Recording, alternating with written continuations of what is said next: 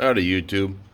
PNW Levi here. I figured I have not done an update video in a long time on my truck. So figured today I better do it before I forget or get back to work. I have not gotten as far as I wanted to. I started this almost 11 months ago, and it was supposed to be done by July. It is now at the end of November, and uh, things didn't work out in my life to allow me to all the time I needed to do what I had to do. And honestly, one of the biggest problems, if it wasn't working 60 to 70 hours a week and not having energy to do this, at every turn I ran into a problem, and it took a while to either wait on parts or just for skill level to resolve it. And I've said before, I've done this on my own. But I'm going to jump right into it. I have a ways to go on my truck, but here's what I've done so far. Well, she's sitting in my shop right now, getting closer and closer every weekend. In case it's the first time you're watching, rear suspension, 4 links all done up. I boxed in the frame. Got a new cross member on the rear, give it some extra support. I noticed the support was kind of bad when I jack up the rear bumper to get underneath of it for welding or something. I jack up off center and the frame would twist, so I had to strengthen it up. And boxing it didn't fix that entirely, but that new square tubing back there made it nice and solid, and it doesn't move now. When you jack up one side, both sides come up. New fuel tanks. Right now it's sitting on the frame, or sitting on the axle. I don't have suspension in it yet. The rear suspension isn't set up to receive anything new yet, because I want to wait till I have the bed in here and installed, so I know where to put it. Here's a prime example. I fitted my fender yesterday just to see what it would look like finally, and you can see the big gap. The brand new fender has a little bit of a bend down here somewhere, so when it's bolted to the top, the bottom doesn't line up. So you can see it shoved up in there. So I got to try and bend that back, and I just don't have the strength today to worry about it. Bend that back so it'll fit proper and get it bolted in.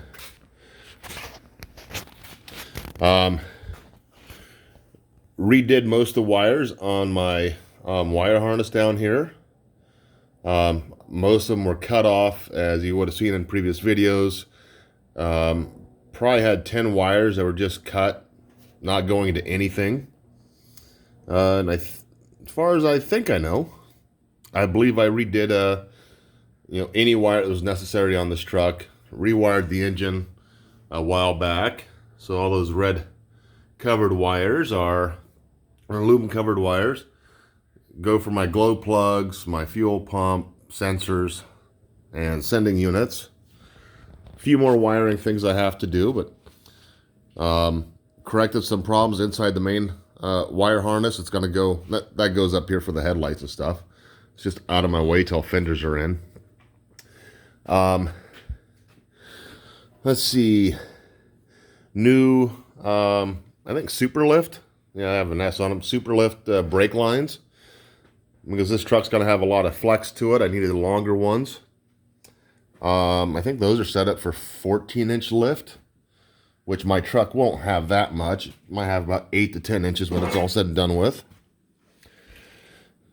I put in this support cage for the suspension, so that way when I'm hitting big rocks or anything like that, it'll just help support each side with the coilover shocks.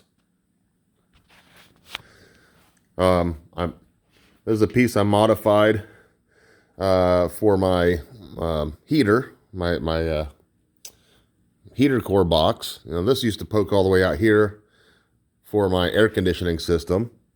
I don't have that anymore, and I never had it on this truck. But yeah, new fenders on both sides, new radiator support, which might be either wrong or manufactured wrong. The inside of the truck. This is one coat of bed liner. I got more to do. I was just letting it dry and do its thing. So, should help deaden some noise and make it easier to wash out when I get it muddy. Got the back of the cab bed lined. I haven't done the whole truck yet. Just I needed to get the back of it done so when the bed's in place I don't have to worry about it no more. But that is where Sandy, my project truck, is at these days. Oh, I almost forgot. I got high steer kit mostly installed. I can't put in the actual center link yet because on these GM trucks, the four-wheel drive power steering gearbox, it's set up differently than the two-wheel drive, and I have to either modify this one with a new shaft that goes through it or just a new power steering box for the two-wheel drive. And that'll make it a lot easier when I roll this truck in and out of the garage, because then I could steer it with the steering wheel and not by pulling, pushing, kicking the tires. But there's my progress. I really don't have that much left to do. And I probably would have been done months and months and months ago if, sorry, a bug just flew in my eye. If every turn of this thing I didn't run into a major problem. You know, even if it's a simple problem, it steals time from me, and I don't have much. But it's like this damn fender. This door was fun, which I still have to do. Still have to get this door to fit proper. But this is a brand new doors for both sides. So getting the new wing window and all the seals in here. A lot of new parts inside of this. And I still have to do all the wiring. I might actually completely redo all the wiring inside of this, just because I don't want it to break inside the, or it pivots inside the doorway. But before I started this project, I should open that back up. All my ignition stuff was actually up in the center with several switches. So that controlled my blower, that controlled, not my blower like a supercharger type of thing, my heater blower, light bars, fuel pump, glow plugs, and the start button. And the key, that just allowed you to turn the key and unlock the steering wheel. But now I'm hoping if the wiring isn't chewed up somewhere else, that it's going to be fully operational with just a key. You know, back as it's supposed to be. But I don't foresee myself recording any videos on updates or on any portions of this yet, just because I don't like filming myself failing all the time. But I think I might show a video. I still have to do the rear bearings, brakes, seals, and wheel cylinders on the rear of this. I'll probably film that for an educational video. But other than that, that's where I am on this truck. I really only have maybe 50 more hours of work maximum. That includes time with troubles. But this truck is not that far from being complete. Everything underneath is installed, hooked up, ready to go.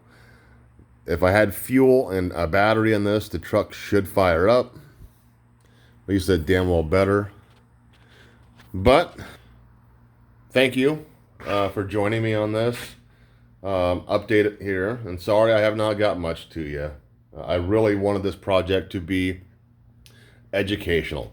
Show you how to do the door, show you how to do the fender, show you how to do fuel tanks, how to do anything and everything. And that was, it didn't go to plan, because I probably could have had 100 videos out by now just on this truck and the individual things I was doing.